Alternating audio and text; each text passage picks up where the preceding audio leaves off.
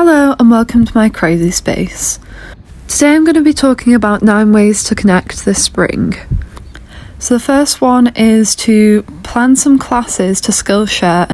So if you wanted to take that pottery class that you've been putting off, or you wanted to learn a new skill such as sewing or craft and you'd never done it before, booking a short class to a class of about 6 weeks can be the perfect way to get into it with that help from a professional and also some support from your peers who are also in the class. There is also a way to do this which is free, and that is to, if you already have something that you're skilled at and you just want to develop it, or even that's valid if you want to take a class to develop your skills anyway, but if you have something that you're quite confident in and you just like to improve a little, you could meet with a friend to try and develop that new hobby. So I've been playing D&D for a few years now, and I never quite liked all the DMs that I played with. Some of them were great, some of them weren't, and I've had a mix of good and bad, and I want to learn not only how to do things well, but also what I want to categorically avoid while DMing. So that has been really useful, and I recently had a friend over to help develop my skills as a DM and learn how to DM this time, and I'm really excited. So yeah, if you know something already, if you've been a player for a long time, or if you've done something in one way for a long time, refreshing it and doing it in a different way with a friend is amazing. The third point I've got is to help the elderly in your community. So there's this really cool company called Age UK, and you can visit the elderly and just have a cup of tea, have a natter, become really good friends with them.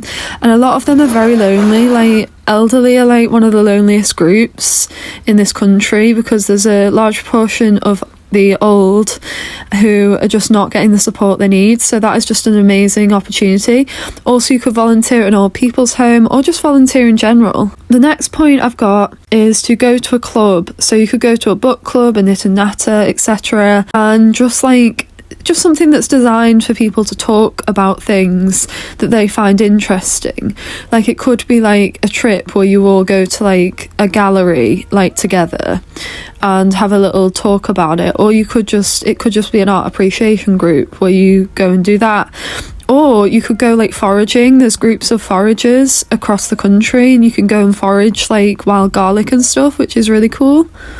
For more sporty groups, I know there's football groups for both genders and also the in-between genders. Shout out to my non-binary peeps. And also a lot of things for the sporty people. So if you want to join the sports club, that is totally valid too. My next point follows on quite smoothly. You could grow something. So you can grow small flowers on your windowsill. You can grow little herbs on your windowsill. You can grow absolutely anything, but depending on what you feel comfortable with. But it really is a really good way to connect with nature and yourself, which brings me on to my next point: yoga, Pilates and Tai Chi, that sort of thing. That is a really good way to connect with all that stuff that makes you feel really connected with your body and mind. Another thing is just to be social and meet with a friend or family member you haven't seen in a while. That is a good way to connect, and also because it's spring now, I feel like a lot of people are coming out their shells again and coming outdoors and wanting to meet up and feeling that fresh spring energy. This last one is a little bit sad, and it's to visit a loved one's favourite place. So I don't find this sad personally because I live in the same area where my grandmother lived for years, and I still enjoy walking through the park and remembering my grandmother and how much she loved it. And to me, it isn't a sore subject, but it could be quite healing for someone who hasn't really thought about it in a while to go to their loved one's favourite place and just remember them.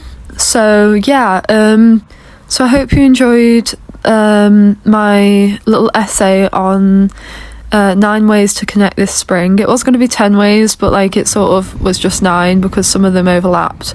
So yeah, I hope you have a wonderful day or evening, and thank you for coming to my crazy space. Bye bye.